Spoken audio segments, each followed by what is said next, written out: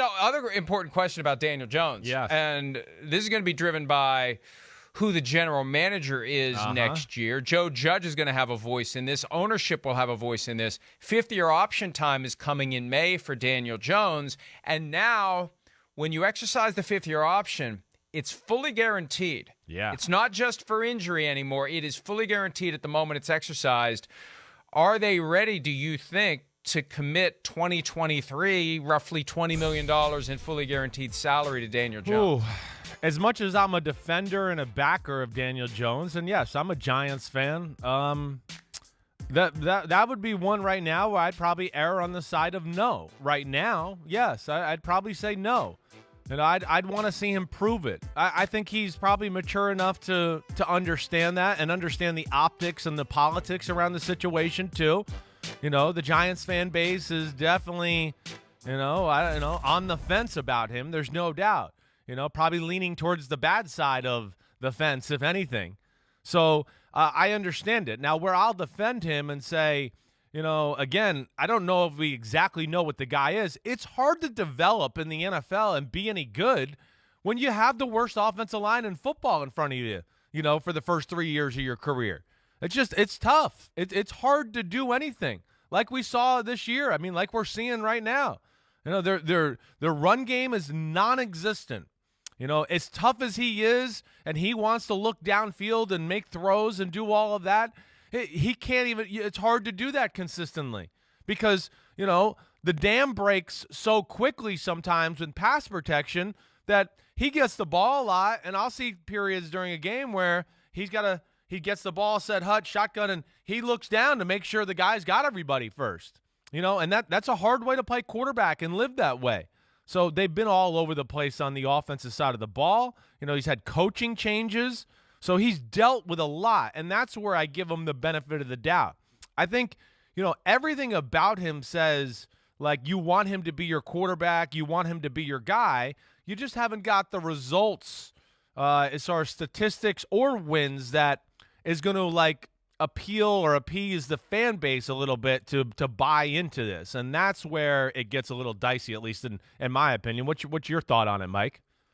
Well, I agree with you completely, and you have to ask yourself, what kind of a commitment do you want to make beyond this year? And remember, the Bears did not pick up the fifth-year option on Mitchell Trubisky, and part of it is also you dangle the carrot of becoming a free agent. Hey, put us in a position where maybe we have to use the franchise tag on you next year. That is a good problem That to is have a good if problem, it means right. that Daniel Jones Right. finds some higher level of performance, but I wouldn't be ready to commit that kind of money to Daniel Jones. Now, the formula has changed a little bit. Yeah.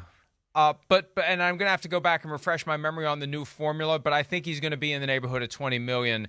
And if Dave Gettleman isn't there to be the one who makes the decision, it's far more likely they're going to say no, because Gettleman would be far more likely to say yes to justify his decision to make Jones that top 10 pick a few years ago. Although I was doing some Gettleman research over the weekend, I did find an article where he was on WFAN at one point. I believe it was WFAN, and basically blamed Daniel Jones on Pat Shurmur, which I guess once, and it was even before Shurmur was gone. And it gives you an inkling as to what goes on behind the scenes when it's time to figure out accountability. And, Shurmur got fired. And he was the guy that was pushing Dave Gettleman, according to Gettleman, to go get Daniel Jones. But I just think that they need to be serious about exploring all options. And if that means, and they have until May, if that means drafting someone, they've currently got 2 top 10 picks right now, thanks to the Justin Fields trade. Yeah. And they could decide that they're going to go all in for a rookie, and they'll know that just before the time comes to call the ball on the Daniel Jones option. I can see them pushing that all the way until the deadline, until they know exactly what their plan will be at the position for 2022. Can I say one more thing about that? Is that all right? Yes, you can. I just was going to, also, I do think there's a number of people in the organization there that buy into Daniel Jones. I think, again, like the New England part of the staff, right?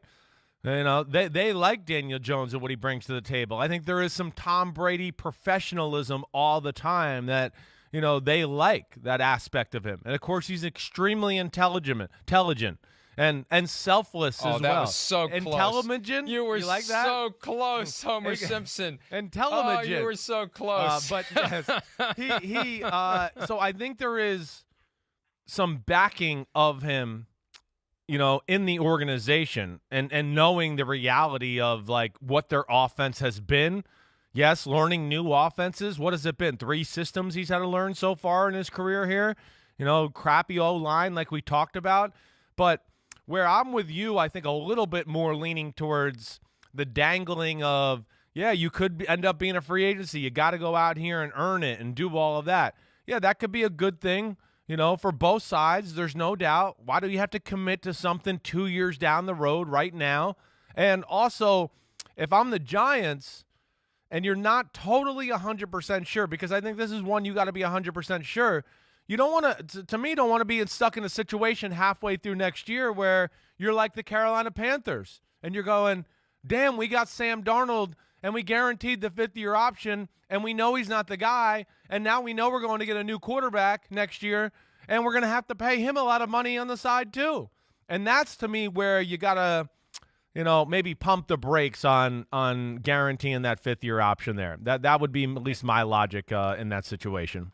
And as it relates to the Giants, look, I'm committed to making sure everyone understands that ownership heavily involved in all of these decisions. And they ultimately may be the ones who make the Daniel Jones call. And it's John Mara, the co-owner.